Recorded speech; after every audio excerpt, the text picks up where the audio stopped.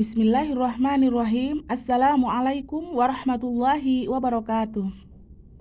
Kaifa halukumul yaum ayuhat thalabah? Apa kabar kalian semua hari ini siswa-siswiku? Arjukum bisihatin wa afiyah. Saya berharap kalian semua dalam keadaan sehat. Wal'an nahnu nata'allamul lughatal arabiyyata tahtal mawdu' al-hadaratul islamiyah. Sekarang kita akan belajar bahasa Arab dengan tema peradaban Islam. Tetapi sebelumnya, hayya nabda dirasatal yaum biqiraatil basmalah. Ya, kita awali pelajaran kita hari ini dengan membaca basmalah. Bismillahirrahmanirrahim. Sebelum kita masuk pada pembahasan kisi-kisi soal yang nantinya akan kita bahas, ya, terlebih dahulu kita membahas materi tentang mufrodat yang berkaitan dengan peradaban Islam itu sendiri. Tetapi sebelum kita melafazkan mufrodat, kita terlebih dahulu membahas tentang kira-kira apa sih peradaban Islam itu sendiri, atau sejarah daripada peradaban Islam itu sendiri, dari peradaban Islam kuno sampai pada peradaban modern. Peradaban Islam atau sejarah peradaban Islam yaitu keterangan mengenai pertumbuhan dan perkembangan peradaban Islam dari satu waktu ke waktu yang lain, yaitu sejak zaman lahirnya Islam, yaitu zaman Rasulullah SAW sampai sekarang ini. Sementara dari proses semacam inilah peradaban Islam terus berkembang dari peradaban kebudayaan, peradaban bangunan, bahasa, adat istiadat, hingga pada ilmu pengetahuan. Kemudian kita kembali kepada mufrodat. Mufrodat yang pertama terkait dengan peradaban Islam adalah al-mathafu. Al-mathafu artinya museum. Apa keterkaitan antara al-mathafu atau museum dengan peradaban Islam itu sendiri? Ya, sebagaimana kita ketahui bahwa museum yang merupakan peninggalan dari peradaban Islam itu sendiri dan merupakan termasuk peradaban Islam yang berkembang dalam hal pembangunan, yang mana kita lihat sejarah-sejarah peninggalan daripada zaman Rasulullah SAW itu terdapat bangunan-bangunan yang berupa masjid ataupun madrasah-madrasah yang atau zaman dulu kita sebut dengan kutaib, yaitu tempat belajar daripada orang-orang pada zaman Rasulullah. Jadi museum atau bangunan itu merupakan perkembangan daripada kebudayaan Islam itu sendiri. Kemudian al-ulama'u atau ulama atau para cendekiawan. Apa keterkaitannya antara ulama atau para cendekiawan dengan peradaban Islam itu sendiri? Nah, sebagaimana kita ketahui bahwa di dalam sejarah peradaban Islam terdapat banyak penemuan yang berhasil dilakukan oleh ilmuwan-ilmuwan Islam yang kita kenal dengan para ulama, yang mana para ulama tersebut berkontribusi atau terlibat langsung dalam penemuan bidang-bidang ilmu pengetahuan, termasuk diantaranya matematika, fisika, kimia, dan juga kedokteran. Oke, kita lanjut. Mufrodat selanjutnya yaitu tentang al-fannul islami. Al-fannul islami yang artinya seni Islam. Seni Islam berupa kaligrafi juga termasuk bagian daripada peradaban Islam, yang mana peradaban Islam yang berkembang dari peradaban kebudayaan yang kita kenal pada zaman dahulu kala, yaitu pada zaman Rasulullah sampai pada zaman dinasti, ya, dinasti Umayyah dan juga Abbasiyah. Itu orang-orang zaman dulu itu senang sekali dengan yang namanya kaligrafi, ya. Banyak sekali ada perlombaan-perlombaan kaligrafi, yaitu seni melukis huruf Arab yang sudah terjadi pada zaman Rasulullah. Jadi kaligrafi ataupun al-fanul islami itu juga termasuk bagian daripada peradaban Islam itu sendiri. Kemudian selanjutnya yaitu al-qita'ul athariyah. Al-qita'ul athariyah artinya artefak, yang mana artefak artinya adalah benda-benda peninggalan yang bersejarah. Yang mana tadi kita sudah belajar tentang bangunan atau museum di mufradat yang pertama tadi itu museum yang merupakan bangunan, yang mana bangunan itu merupakan peninggalan daripada peradaban Islam kuno, dan di dalam bangunan itu biasanya terdapat benda-benda atau peninggalan-peninggalan sejarah seperti yang kalian lihat di dalam gambar tersebut. Selanjutnya adalah al-ulumu. Al-ulumu artinya ilmu pengetahuan. Ilmu pengetahuan merupakan bagian daripada perkembangan daripada peradaban Islam, yang mana ilmu pengetahuan tersebut ditemukan pertama kali oleh para ulama-ulama cendekiawan, ya. Jadi ilmu pengetahuan itu diantaranya matematika, kimia, fisika, dan juga kedokteran. Itu pertama kali penemunya adalah para cendekiawan Muslim. Yang mana ilmu pengetahuan tersebut diantaranya adalah matematika, ya. Termasuk matematika, kemudian al-fiziya'u yang artinya fisika, dan juga al-kimiya'u yang artinya kimia, dan juga at-tibbu yang artinya kedokteran. Dari semua ilmu ini, ya, jadi pertama kali yang ditemukan oleh para ulama atau cendekiawan Muslim yang sudah berada sejak di zaman setelah zaman Rasulullah Shallallahu Alaihi Wasallam. Kemudian kita masuk pada materi esensial. Yang mana materi esensial tadi, materi esensial merupakan materi dasar yang harus dikuasai oleh siswa seperti peradaban Islam tadi, yang terkait dengan mufradat yang sudah kita bahas tadi. Kemudian masuk pada kegiatan pembelajarannya. Untuk kegiatan pembelajaran mufradat, guru menunjukkan gambar yang berkaitan dengan al-hadaratul islamiyah atau peradaban Islam, selanjutnya melafalkan mufradat dan maknanya sesuai dengan gambar. Ya, melafazkan mufradat dan juga maknanya terkait dengan gambar. Itu kegiatan pembelajarannya. Kemudian peserta didik itu mencatat mufradat dan maknanya sambil mendengarkan. Jadi tidak mencatat dari tulisan yang ada di papan, tetapi mendengarkan. Ya, mendengarkan pelafalan yang diucapkan oleh guru, kemudian mencatatnya ke dalam buku tugas.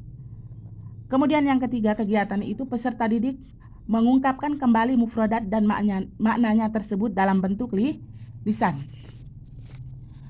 Yang mana tujuan pembelajaran daripada mendengar atau istima tersebut diantaranya adalah dengan melafazkan mufradat terkait dengan gambar, dengan tujuannya adalah siswa dapat atau peserta didik memiliki kemampuan mengingat kosakata, ya, mengingat kosakata terkait dengan tema peradaban Islam. Kemudian tujuan yang kedua yaitu mampu menyalin kosakata terkait dengan tema peradaban Islam. Kemudian yang ketiga yaitu mengkategorikan mufradat terkait dengan peradaban Islam. Jadi mengingat kosakata atau menghafal, kemudian mampu menyalin, kemudian mampu mengkategorikan kosakata tersebut sesuai dengan bidangnya masing-masing. Oke.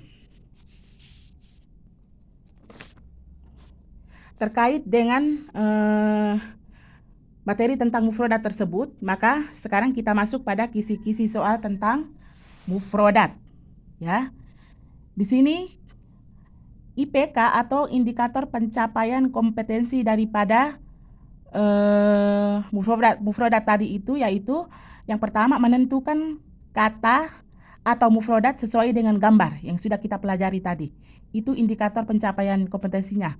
Kemudian masuk pada indikator soal, yaitu disajikan gambar tentang peradaban Islam, peserta didik dapat menentukan kata atau mufradat yang sesuai dengan tepat. Ya. Jadi disajikan gambar, ini soalnya. Disajikan gambar, kemudian siswa peserta didik dapat menentukan kata atau mufradat yang sesuai dengan gambar tersebut dengan tepat. Soal nomor 1, yang pertama, unzur ila surah, lihatlah gambar. Di situ ada gambar. Kemudian pertanyaannya adalah ayyul majalul munasib lisuratis sabiqah? Ya. Manakah bidang yang sesuai dengan gambar di atas? Ya. Tadi saya sudah jelaskan bahwa ilmu pengetahuan merupakan penemuan-penemuan yang ditemukan oleh para ilmuwan Islam, yaitu ulama. Yang mana di antara beberapa ilmu pengetahuan yang saya sebutkan tadi itu ada penemunya masing-masing ya, yang nanti akan kita bahas pada materi qiraah. Nah, yang sekarang gambar di atas yang sesuai dengan ilmu pengetahuan yang kira-kira sesuai dengan gambar di atas itu kira-kira ilmu pengetahuan apa? A. Alkimia atau kimia, B. At-tibbu, kedokteran, C. Al-fizia, fisika, D. Ar-riyadiyat, matematika, dan juga Al-qita'ul athariyah atau artefak atau benda-benda bersejarah. Tentu saja gambar di atas adalah ilmu pengetahuan yang berkaitan dengan bidang ilmu matematika. Ada gambar mistar, ada gambar jangka yang menunjukkan kepada mata pelajaran matematika. Oleh karenanya gambar daripada mistar dan juga jangka yang ada dalam gambar tersebut itu berkesesuaian dengan ilmu pengetahuan daripada matematika yang ada pada option D, ar-riyadiyat. Jadi ar-riyadiyat artinya matematika. Jadi jawabannya adalah soalnya itu level 1 atau mengingat pengetahuan, dan jawabannya adalah D, yaitu ar-riyadiyat yang artinya matematika. Kemudian kita kembali kepada materi yang akan nanti kita masuk pada soal nomor 2-nya. Jadi materinya yaitu tentang wacana tulis sederhana yang berkaitan dengan Al-Hadaratul Islamiyah. Ya. Wacana tulis sederhana yang berkaitan dengan Al-Hadaratul Islamiyah. Di sini untuk teks qiraah nanti kalian bisa lihat pada buku cetak bahasa Arab kelas 12 pada halaman 52 dan 53. Tetapi di sini saya terjemahkan per alinianya saja. Nanti teksnya kalian bisa baca di buku cetak. Terjemahan saja yang akan saya bacakan, ya. Jadi pada alinea pertama, ya, di sini dari sini sampai ke sini itu artinya adalah Islam telah memberikan kepada dunia kaidah-kaidah yang kokoh serta prinsip-prinsip atau dasar-dasar yang tinggi serta nilai-nilai yang komprehensif yang berdampak pada kebaikan untuk kehidupan manusia. Itu alinea pertama. Kemudian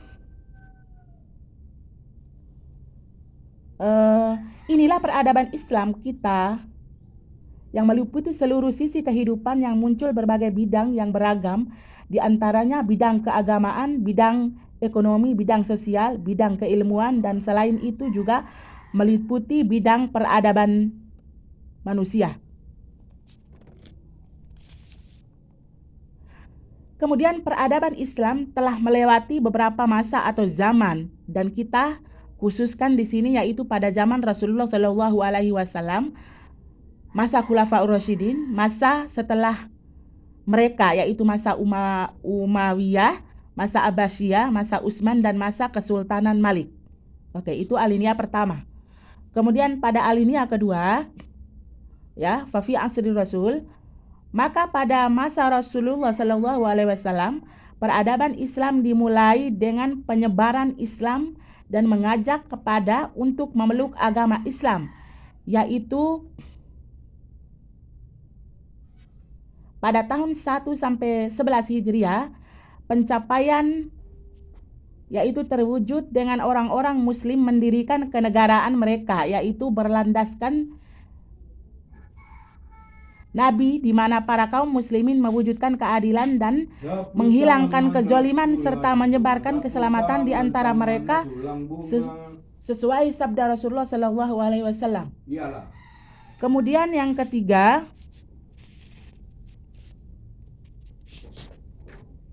pada alinea ketiga, pada masa Khulafaur Rasyidin, yaitu tahun 11 sampai 40 Hijriah, peradaban Islam muncul dengan pola yang kedua, di mana para Khulafaur Rasyidin telah melakukan atau mendirikan manhaj nabawi, yaitu mereka menyebarkan nilai-nilai dan prinsip-prinsip atau dasar-dasar Islam, serta mengajak kepada keadilan dan keselamatan, serta para kaum muslimin juga menjaga nilai-nilai Islam dalam pergaulan atau kehidupan sosial mereka. Kemudian pada alinea terakhir, keempat, kemudian datang setelahnya, yaitu masa kenegaraan atau kedaulatan Kesultanan Malik. Di dalamnya yaitu ada Daulah Umayyah pada tahun 14 sampai 132 Hijriah, Daulah Abbasiyah pada tahun 132 sampai 656 Hijriah, dan Daulah Utsmaniyah Kesultanan Malik yaitu tahun 648 sampai 922 Hijriah. Nah, peradaban Islam terus tersebar di masa ini ke bagian wilayah lainnya seperti Afrika, Andalusia, Asia Timur, dan para ilmuwan atau para ulama muslim yang terkenal pada masa itu yang berkontribusi atau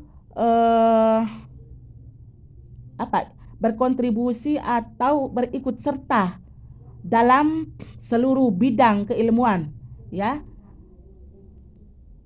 yaitu seperti kedokteran, matematika, kimia, fisika, dan lainnya.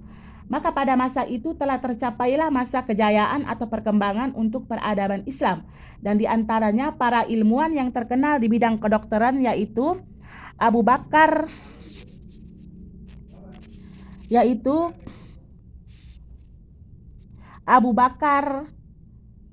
Ar-Razi, Ibnu Sina, Ibnu An-Nafis, ya. Kemudian dan untuk bidang matematikanya yaitu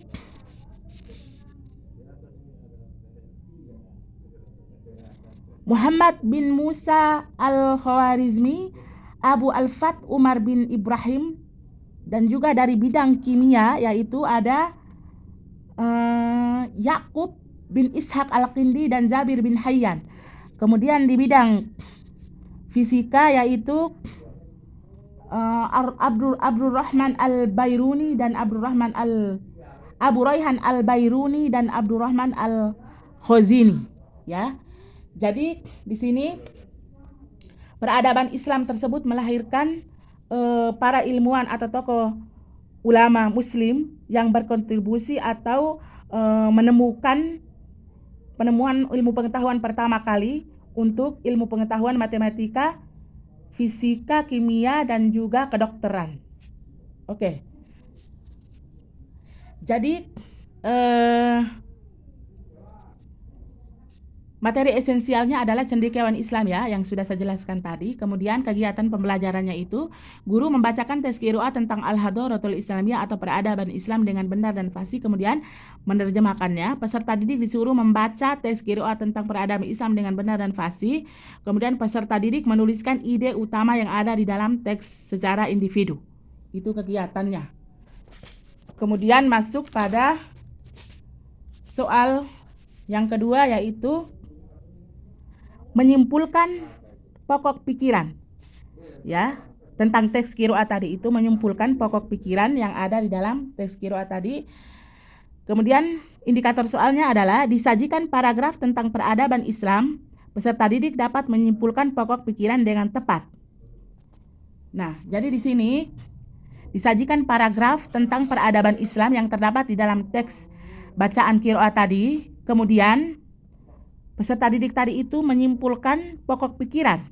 Nah, menyimpulkan pokok pikiran yang ada di dalam teks. Kemudian di sini pertanyaan adalah ma'al fikratu ar-ra'isiyah fil fikratis sabiqah, ya. Apa gagasan utama atau pokok pikiran yang terdapat di dalam paragraf di atas? Yang pertama, asru Rasulullah sallallahu alaihi wasallam, masa Rasulullah sallallahu alaihi wasallam. Kemudian B, masa Khulafaur Rasyidin. Kemudian C, masa Umayyah. D, masa Abbasiyah. Kemudian E, masa Utsman dan Mamluk. Silakan pilih antara A, B, C, dan E. Nah, di dalam teks tersebut adalah Zuharat al-Hadaratul Islamiyah ila minwali hatsani haitsu al-Khulafaur Rasyidin. Berarti ini adalah peradaban Islam yang terjadi di zaman Khulafaur Rasyidin. Maka pokok gagasan utama yang terdapat di dalam paragraf itu adalah peradaban Islam yang terjadi pada zaman Khulafaur Rasyidin. Jadi jawabannya adalah B, Asru Khulafaur Rasyidin. Jadi soalnya itu adalah level 3 yang mana kalian harus menganalisa teks tersebut, kemudian menjawab pertanyaannya. Memahami teks dulu, menganalisa teks, kemudian menjawab pertanyaannya. Jadi jawabannya adalah B, yaitu masa Khulafaur Rasyidin. Kemudian soal yang ketiga yaitu mengklasifikasikan ilmuwan muslim. Indikator soalnya adalah disajikan paragraf tentang peradaban Islam, peserta didik dapat mengklasifikasikan ilmuwan Islam sesuai bidangnya dengan tepat. Jadi di sini disajikan teks atau paragraf dulu ya. Kemudian peserta didik mengklasifikasikan ilmuwan sesuai bidangnya. Jadi peserta didik mampu setelah teks ini dibaca, menganalisa teksnya, kemudian mengklasifikasikan atau mengelompokkan ya ilmuwan Islam sesuai bidangnya. Jadi ilmuwan Islam para tokoh itu diantaranya yang sudah saya bacakan di dalam teks tersebut itu masing-masing berkontribusi dalam menemukan bidang ilmu pengetahuan masing-masing. Yang mana di dalam teks itu yusahimuna fi kulli majalatil umum mislu at-tibb. Oh ya, kita masuk pada pertanyaannya saja. Pertanyaannya, man ashhuril ulama il muslimina fi majalil kimia. Di siapakah ulama muslim yang terkenal di dalam bidang ilmu pengetahuan kimia? Apakah Ya'qub bin Ishaq al-Kindi, ataukah Abu Al-Fat Umar ibnu Ibrahim, ataukah Abu Rayhan al-Bairuni, ataukah Abdurrahman al-Khazini? Silahkan disimak kembali atau diingat-ingat kembali tadi para ulama yang sudah saya bacakan di dalam teks. Kemudian ulama tersebut terlibat langsung di dalam penemuan terhadap ilmu-ilmu pengetahuan, di antaranya matematika, kimia, fisika, dan juga kedokteran tersebut. Ya, dibaca, dipahami ini, kemudian dijawab pertanyaannya. Soal ini adalah masuk pada level 3, yaitu kalian menganalisa terlebih dahulu, kemudian menjawab pertanyaan sesuai dengan isi teks yang kalian baca tersebut. Ya, mungkin cukup sekian tentang materi peradaban Islam yang terdiri dari mufradat dan juga wacana, yang mana mufradat itu merupakan kemampuan dalam masuk pada kemampuan istima atau mendengarkan mufradat, kemudian menentukan gambar sesuai dengan bidang masing-masing. Kemudian teksnya itu kalian menyimpulkan isi kandungan daripada teks tersebut dengan menjawab soal-soal yang ada. Oke, mungkin sekian daripada pembelajaran kita hari ini. Hayya nakhtam darsana hadza bi qiraatil hamdalah.